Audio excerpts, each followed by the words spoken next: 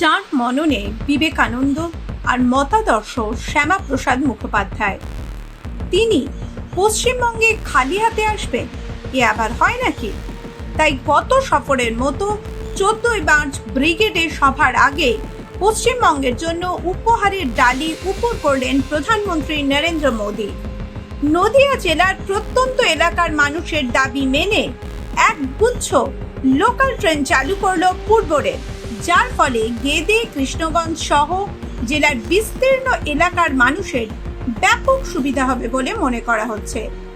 রাজ্যে ক্ষমতায় না থেকেও বিজেপি যে পশ্চিমবঙ্গের মানুষের জন্য কাজ করতে পারে তা ফের একবার প্রমাণ করলেন প্রধানমন্ত্রী নরেন্দ্র মোদী। 14ই মার্চ কলকাতার ব্রিগেড প্যারেড গ্রাউন্ডে বিজেপির পরিবর্তন সংকল্প যাত্রায় বক্তব্য রাখবেন প্রধানমন্ত্রী। তার ঠিক আগে গেদে শাখায় ট্রেন যাত্রীদের জন্য একগুচ্ছ খুশির খবর শোনালো পূর্ব রেল। ওই শাখার যাত্রীদের দীর্ঘদিনের দাবি মেনে চালু হলো একগুচ্ছ লোকাল ট্রেন।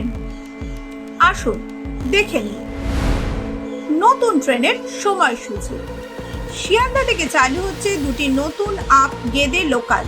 তার মধ্যে একটি শিয়ালদহ থেকে সকাল 9টা 28 মিনিটে ছাড়বে, রানাঘাট পৌঁছবে 11টা 1 মিনিটে এবং গেদে পৌঁছবে 12টা 7 মিনিটে। এটি আগে শিয়ালদহ ব্যারাকপুর লোকাল ছিল, যা এখন গেদে পর্যন্ত বাড়ানো হয়েছে।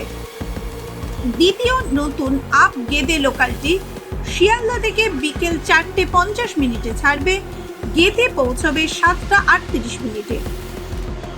এই ট্রেনটির ক্ষেত্রে আপ শিয়ালদহ নৈহাটি লোকালটিকে গেদে পর্যন্ত বাড়ানো হয়েছে। চালু হচ্ছে দুটো নতুন ডাউন গেদে লোকাল।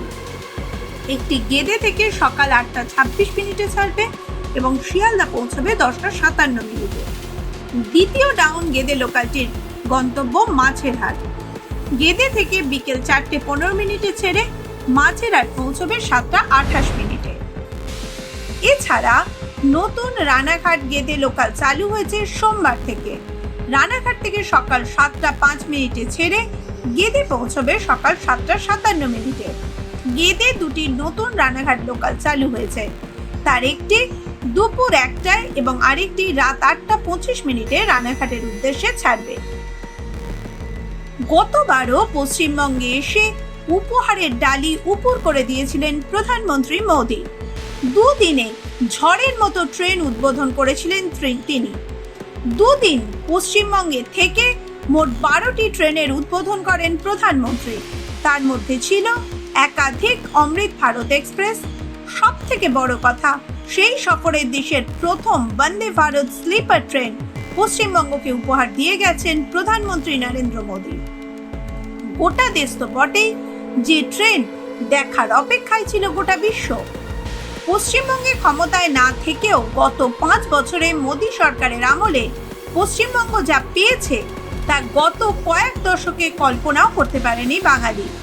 অমৃত ভারত স্টেশন প্রকল্পের অধীনে বাংলায় প্রায় 94টি স্টেশনের ভোল বদলের কাজ চলছে। শিয়ালদহ স্টেশনে আধুনিক মেগা টার্মিনাল নির্মাণ থেকে শুরু করে নিউ জলপাইগুড়ি স্টেশনের বিশ্বমানের উন্নয়ন, সবই মোদিজির অবদান। ভারতমালা প্রকল্পের অধীনে উত্তরবঙ্গের সাথে দক্ষিণবঙ্গের সংযোগকারী 4 ও 6 লেনের এক্সপ্রেসওয়ে তৈরি হচ্ছে। হলদিয়া থেকে বারাণসী পর্যন্ত জলপথ পরিবহনের মাধ্যমে বাণিজ্যের নতুন দিগন্ত খুলছে। গঙ্গা বক্ষের রিভার ক্রুজ চালুর মাধ্যমে পর্যটন শিল্পে জোয়ার এনেছে কেন্দ্র। উত্তরবঙ্গের বিস্তীর্ণ এলাকায় জাতীয় সড়কের উন্নয়ন আজ মানুষের চোখে পড়ছে। মোদীজি স্পষ্ট বুঝিয়ে দিয়েছেন, রাজ্যে কোন সরকার আছে সেটা বড় কথা নয়, বাংলার মানুষের উন্নয়নই তার কাছে শেষ কথা। ভেবে দেখুন, রাজ্যে ক্ষমতায় না থেকেই প্রধানমন্ত্রী যদি পশ্চিমবঙ্গে উন্নয়নের অশ্বমেধের ঘোড়া ছোটাতে পারেন, তাহলে রাজ্যে ডাবল ইঞ্জিন সরকার গঠন হলে কি হবে? কেন্দ্রীয় সরকারের একের পর এক প্রকল্প, কিন্তু কোনো ধর্ম বা সম্প্রদায়কে নির্দিষ্ট করে নয়।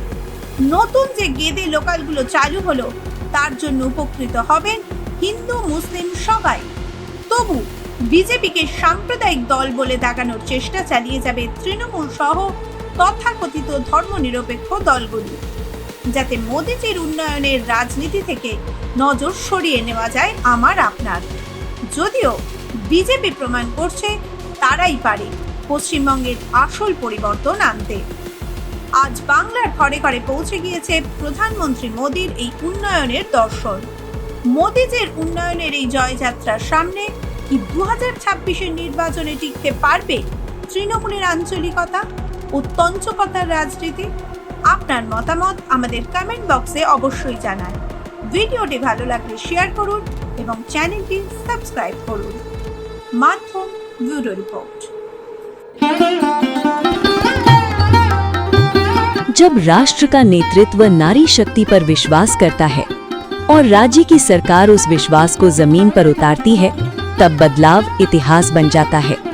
प्रधानमंत्री नरेंद्र मोदी का स्पष्ट विजन महिला सम्मान, महिला सुरक्षा और महिला स्वावलंबन, और उस विजन को मिशन में बदलने वाला नेतृत्व मुख्यमंत्री डॉक्टर मोहन यादव। मध्य प्रदेश में महिलाओं और बेटियों की शिक्षा, स्वास्थ्य, सुरक्षा और आत्मनिर्भरता राज्य सरकार की सर्वोच्च प्राथमिकता। 1.27 करोड़ लाडली बहनों को 36,881 करोड़ रुपए से अधिक की सहायता, 25 लाख बहनों को 450 रुपए में गैस सिलेंडर, 79 लाख महिलाओं को उज्ज्वला योजना से धुएं से मुक्ति और स्वस्थ जीवन, लाडली लक्ष्मी योजना, 12 लाख बालिकाओं को 665 करोड़ रुपए की छात्रवृत्ति, बेटियों के सपनों को पंख, स्व सहायता समूहों से 62 लाख महिलाएं आत्मनिर्भर, लखपति दीदी योजना से 1 लाख से अधिक दीदियां बनी आर्थिक रूप से सशक्त, महिला उद्यमियों के लिए 275 करोड़ रुपए का प्रोत्साहन, रेडीमेड गारमेंट उद्योग में प्रति महिला श्रमिक 5,000 रुपए की सहायता, लोकमाता देवी अहिल्याबाई के 300वें जयंती वर्ष और वीरांगना रानी दुर्गावती के 500वें जयंती वर्ष, नारी गौरव को नमन, आंगनवाड़ी कार्यकर्ताओं को बीमा सुरक्षा, मुख्यमंत्री कन्या विवाह एवं निकाह योजना से हजारों परिवारों को सहारा, जेंडर बजट में 19,021 करोड़ रुपए की वृद्धि, महिला सशक्तिकरण के लिए 1,21,000 करोड़ रुपए का प्रावधान, वर्किंग वुमेन हॉस्टल, सुरक्षित भविष्य की नींव। ये सिर्फ योजनाएं नहीं, ये है सम्मान, सुरक्षा और स्वाभिमान की गारंटी। यही है नया मध्य प्रदेश, जहां नारी सशक्त है, आत्मनिर्भर है